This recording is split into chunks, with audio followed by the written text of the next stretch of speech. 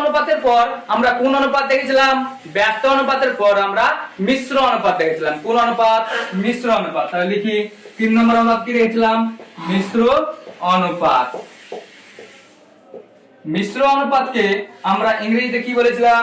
মিশ্র অনুপাতকে আমরা ইংরেজিতে বলেছিলাম মিক্সড রেশিও। কোন রেশিও? Mixed ratio. সবাই বলো কোন রেশিও? Mixed ratio. মিশ্র অনুপাতকে কোন অনুপাত বলেছিলাম? Mixed ratio.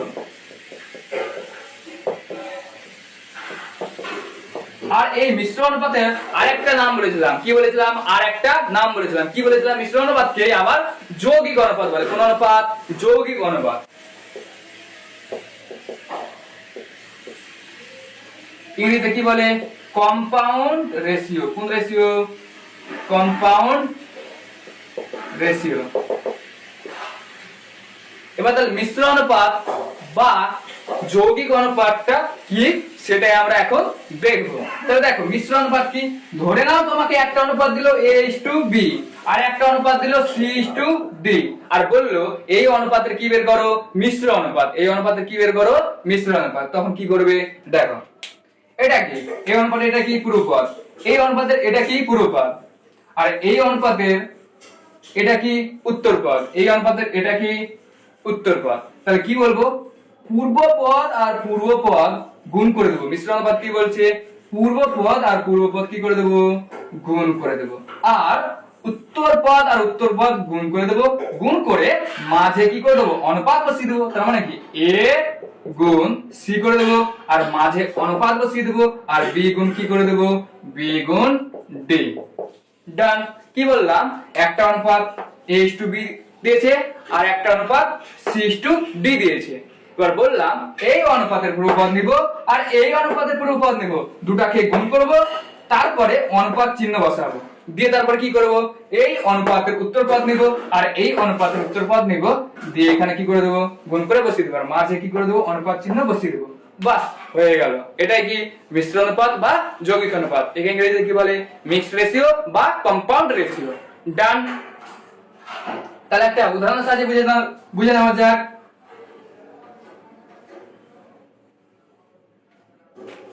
ধরে নাও একটা উদাহরণ তোমাকে দিল 2:3 আর একটা উদাহরণ দিল 5:7। কি উদাহরণ দিল? 5:7 আর বললো এই দুটি অনুপাতের কি বের করো?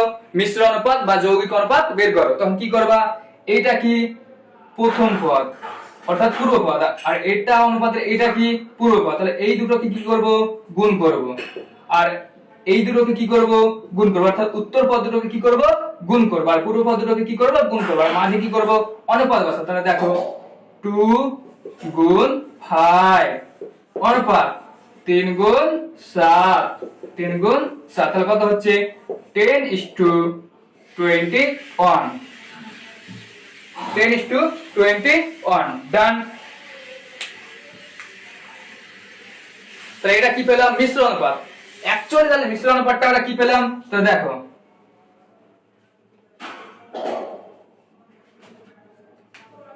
a:b আর c:d মানে কি পেলাম? a গুণ c b গুণ d। এগুলো কি? a আর c এই দুটো কি? পূর্বপদ আর এই দুটো কি? উত্তরপদ। তাহলে কি পেলাম? পূর্ব পদগুলির, তাহলে লিখে দিই, পূর্ব পদ গুলির গুণফল ইস্টু অর্থাৎ অনুপাত উত্তর পদগুলির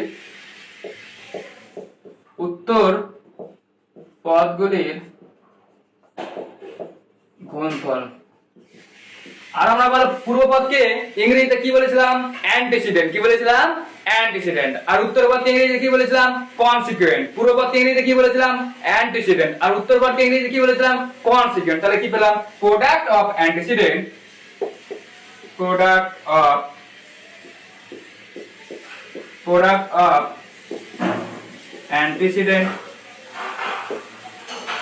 অনুপাত প্রোডাক্ট অফ কে? কনসিকুয়েন্ট।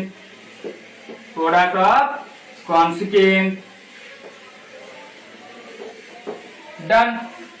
তাহলে এটা হয়ে গেল মিশ্র অনুপাত। এবার যদি মিশ্র অনুপাতে তোমরা অনেকের মাথায় একটা জিনিস কাজ করছে যে 3টা 4টা 5টা যদি অনুপাত দিয়ে দেয় আর যদি বলে মিশ্র অনুপাত বের করো, তাহলে কি করব? সেম ভাবে কিচ্ছু না, প্রত্যেকটা পূর্বপদ নিব আর গুণ করে দেবো, প্রত্যেকটা পূর্বপদ নিব আর গুণ করবো, আর অনুপাত দিব, দিয়ে প্রত্যেকটা উত্তরপদ দেবো আর গুণ করে দেবো। তাহলে কি দেখো, ধরে না একটা অনুপাত a:b, একটা অনুপাত b, একটা অনুপাত কি c:d, একটা অনুপাত c:d, আর একটা অনুপাত a:f দিল, মানে a:b দিল 2:3, এটা দিল 3:5, না এটা দিল 5:7, 5:7, আর এটা দিল তোমার 11:5। তাহলে কি করে করবো দেখো, আর বললো এই তিনটে অনুপাতের মিশ্র অনুপাত বের করো। তাহলে প্রথম কি করবো, এটা এই অনুপাতে এটা কি পূর্ব অনুপাত মানে পূর্বপদ, আর এই অনুপাতে এটা কি পূর্বপদ, আর এই অনুপাতে এটা কি পূর্বপদ, তাহলে এই তিনটা কি করে দেবো, গুণ করে দেবো, মানে অ্যান্টিসিডেন্ট গুলো কি করবো, গুণ করবো। তো 2 গুণ 5 গুণ 11 ইস্টু দিলাম। এবার দেখো এটা কি অনুপাতের উত্তরপদ, এটা কি অনুপাতের উত্তরপদ, এটা কি অনুপাতের উত্তরপদ, তাহলে এই তিনটা কি করে দেবো, গুণ করবো, এই তিনটা কি করবো, গুণ করবো। তাহলে লিখে দিই 3 গুণ 7 গুণ 5। এবার দেখো তো এখানে একই একই কোন পদ আছে কিনা, দেখো 5 আর এখানে 5, তাহলে 5 5 কি হয়ে যাবে, কেটে যাবে। অনুপাত মানে কি বলেছিলাম, অনুপাত মানেই ভাগ বলেছিলাম, আর ভাগ মানে কি বাই, তার মানে কি উপর নিচেটা কাটে, তার মানে কি এটা অনুপাত মানেও কি কাটবে। তো 5 5 কেটে গেল, আর দেখো কিছু কাটবে কাটবে না, তাহলে দেখি 2 কে 11 গুণ করলে কত হয় 22, 22 3 কে 7 গুণ করলে কত হয় 21। তাহলে এই তিনটার মিশ্র অনুপাত কি হলো 22:21। ডান, মিশ্র অনুপাত কমপ্লিট।